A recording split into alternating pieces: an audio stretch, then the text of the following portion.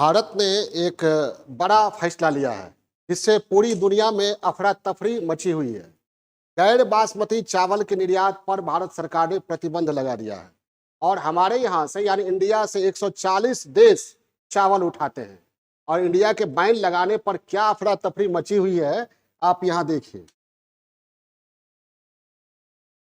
हमारे यहाँ अभी ऐसा कुछ दिख नहीं रहा है, लेकिन अमेरिका और कनाडा में चावल का स्टॉक बनाने की होड़ लगी हुई है लोगों में, खास करके ऐसे साउथ एशियन लोग जो चावल खाने के आदी हैं और विदेशों में रह रहे हैं। ठीक है, मॉल के आगे लंबी लाइनें लगी हुई है, कहीं कहीं एक कस्टमर पर एक पैकेट की लिमिट। देखिए लंबी लाइन चावल के लिए, क्योंकि भारत ने निर्यात पर प्रतिबंध लगा दिया है और 140 देश भारत से चावल उठाते हैं। और चावल अगर महंगा होता है तो इसका असर और खाद्यान्नों पर भी पड़ेगा, यानी दुनिया भर के देशों को चावल के इस फैसले से भुगतना पड़ेगा, गंभीर असर झेलना पड़ेगा। इसी पर आज हम लोग बात करेंगे। तो सबसे पहले हम लोग समझते हैं चावल निर्यात में भारत की स्थिति क्या है, क्यों पूरी दुनिया को गंभीर स्थिति का सामना करना पड़ रहा है और आने वाले समय में करना पड़ेगा। एक तो रूस यूक्रेन युद्ध 1 साल से अधिक समय से चल रहा है, दुनिया महंगाई से त्रस्त है।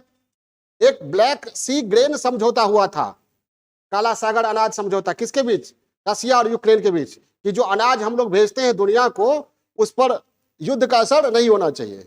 लेकिन हाल ही में आप लोगों ने सुना होगा, इसी सप्ताह रूस ने कहा कि अब इस समझौता को हम पर अमल नहीं करेंगे, यानी खतरा मंडराने लगा। रूस और यूक्रेन गेहूं बहुत भेजता था, सूरजमुखी का तेल भेजता था, तो पूरे दुनिया में अनाज की महंगाई का खतरा मंडराने लगा। अब भारत ने क्या किया? चावल, गैर बासमती चावल मतलब बासमती चावल के अतिरिक्त जो चावल है उसके निर्यात पर प्रतिबंध लगा दिया है। और भारत ने प्रतिबंध लगाया तो दुनिया में क्यों हलचल मचा हुआ है, हम लोग इस पर बात करते हैं। चावल निर्यात में भारत की क्या स्थिति है? चावल निर्यात पर प्रतिबंध भारत ने लगाया है इसी 20 जुलाई को। ठीक है, देखिए पूरी दुनिया को हम लोग चावल खिलाते हैं। ठीक है, तो सबसे पहले प्रतिबंध 20 जुलाई 2023 को गैर बासमती चावल पर भारत ने प्रतिबंध लगाया। दुनिया पर क्या असर पड़ेगा? यूएसए, कनाडा सहित तमाम ऐसे देश जो भारतीय चावल का उठान करते हैं या भारतीय चावल का उपयोग होता है, उन देशों में अभी आपने देखा वीडियो में लंबी लाइनें लगी हुई है। क्या? यूएसए, कनाडा सहित तमाम देशों में चावल की महंगाई बढ़ गई है और बेचैनी छाई हुई है। विशेषकर जो एशियन लोग हैं जो चावल खाते हैं, ठीक है, और तो जहां भी है वे उनके लिए चिंता का सबब बन गया है। क्या हो रहा है? लंबी लाइनें लगी हुई हैं, लंबी लाइनें लगी हुई हैं और लिमिट भी तय किया जा रहा है। क्या लिमिट? एक व्यक्ति पर एक पैकेट। समझ आई बात? अब चावल अगर महंगा होता है, चावल महंगा होता है तो और खाद्यान्न भी महंगा होगा। लोग मान लीजिए दूसरा खाद्यान्न खाना चाहेंगे तो दूसरा खाद्यान्न बेचने वाले या उत्पादन करने वाले को लगेगा कि चावल नहीं मिल रहा है तो और खाद्यान्न भी महंगा होगा, यानी खाद्य मुद्रास्फीति पूरी दुनिया में और भी बढ़ेगी, जो पहले से ही रूस यूक्रेन युद्ध के कारण बढ़ी हुई है। भारत के इस फैसले से पूरी दुनिया में खाद्य मुद्रास्फीति की स्थिति और भी गंभीर होने वाली है। ठीक है, यहां लिख लीजिए, खाद्य मुद्रास्फीति की स्थिति पूरी दुनिया में गंभीर होने वाली है। और चावल केवल बॉइल्ड राइस के रूप में, भात के रूप में ही नहीं खाते हैं, उसका और भी तो उपयोग होता है और बहुत सारे आइटम बनाने में उपयोग होता है ना, तो सब कुछ में पर असर पड़ेगा। तो क्यों भारत ने फैसला लिया, पूरी दुनिया हिलने लगी, ऐसा क्यों हुआ? भारत की स्थिति क्या है चावल निर्यात में, ये देखते हैं हम लोग। भारत की स्थिति क्या है चावल निर्यात में? ठीक है, आश्चर्य की बात है, आश्चर्य की बात नहीं, बात है तो है। पूरे वैश्विक निर्यात में अकेले भारत की भागीदारी 40% है। समझ आई बात? ग्लोबल राइस एक्सपोर्ट, वैश्विक चावल निर्यात में अकेले भारत की स्थिति क्या है? 40%, यानी 60% में पूरी दुनिया, अकेले भारत 40%। तो वैश्विक चावल निर्यात में भारत की भागीदारी 40%, और विश्व के 140 देशों को भारत निर्यात करता है। यानी विश्व के 140 देश चावल उठाते हैं, कहां से? भारत की मंडी से। विश्व के 140 देश भारत से चावल उठाते हैं, मतलब आयात करते हैं।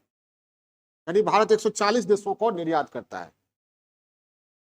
ठीक है, खासकर जो NRI हैं, कहीं भी छिड़िया छितराए हुए, उनको तो बड़ी दिक्कत होगा, चावल खाने के आदी हैं।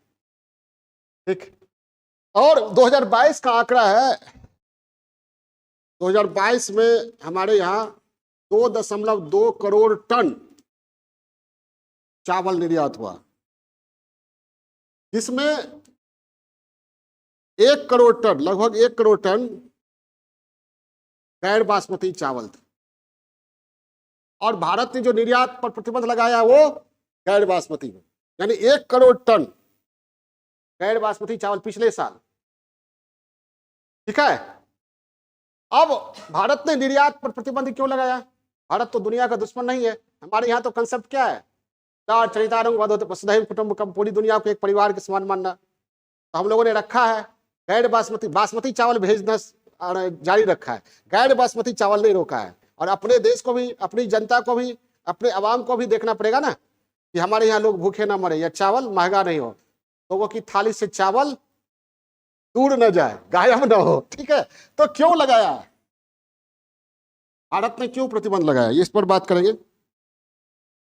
ठीक है, क्या देखो क्यों लगाया? तो देखिए, महंगाई,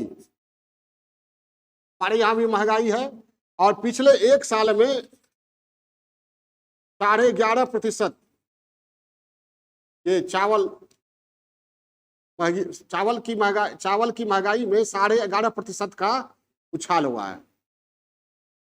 पिछले 1 साल में चावल की महंगाई में कितना, यानी चावल 11.5% महंगी हुई है। कहा जा रहा है पिछले 1 महीने में 3% की वृद्धि हो गई।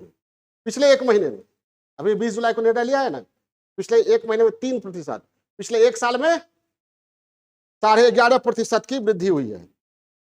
ठीक है, महंगाई है।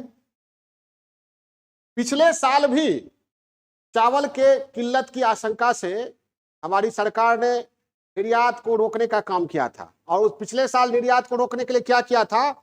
निर्यात पर 20% टैक्स लगा दिया ताकि निर्यात नहीं हो। फिर भी निर्यात होता रहा और चावल की महंगाई भारत में कम नहीं हुई। तो इस साल क्या हुआ है? पिछले साल भी ये मौसमी घटनाएं हुई थी, इस साल भी मौसमी घटनाओं ने चावल के उपज को प्रभावित किया है।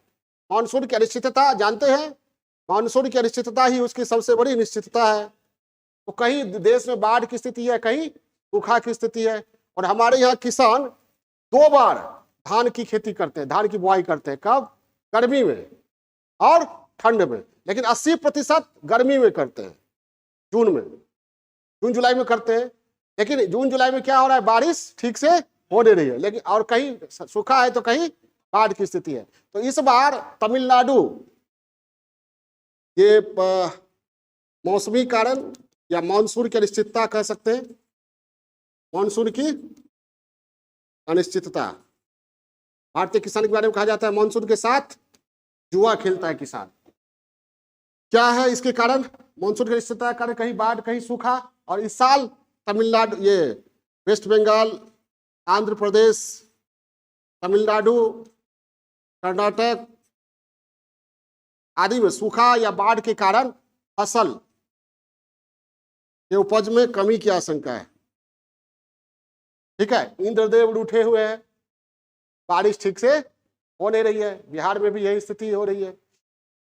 तो मौसम की अनियमितता इस बार फसल के खराब होने की संभावना को बढ़ा दिया है। ऐसे में अगर फसल खराब होता है और हम लोग चावल निर्यात नहीं रोकते हैं तो हमारे यहाँ चावल की किल्लत होगी और चावल की महंगाई चरम पर पहुंचेगी। और जब चरम पर पहुंचेगी तो इस साल विधानसभा चुनाव भी होने वाला है और अगले साल लोकसभा का चुनाव होने वाला है। तो सरकार कोई जोखिम मोल नहीं लेना चाहती है। सामाजिक या आम जनता के असंतोष को चुनाव परिणाम के रूप में सामने लाना नहीं चाहती है। यानी राजनीतिक कारण भी है। और कारण तो है भी, राजनीतिक कारण क्या है? इस साल विधानसभा चुनाव, अगले साल लोकसभा चुनाव। 2024 में ना लोकसभा, इस साल विधानसभा, इस साल विधानसभा, अगले साल लोकसभा चुनाव होने वाला है।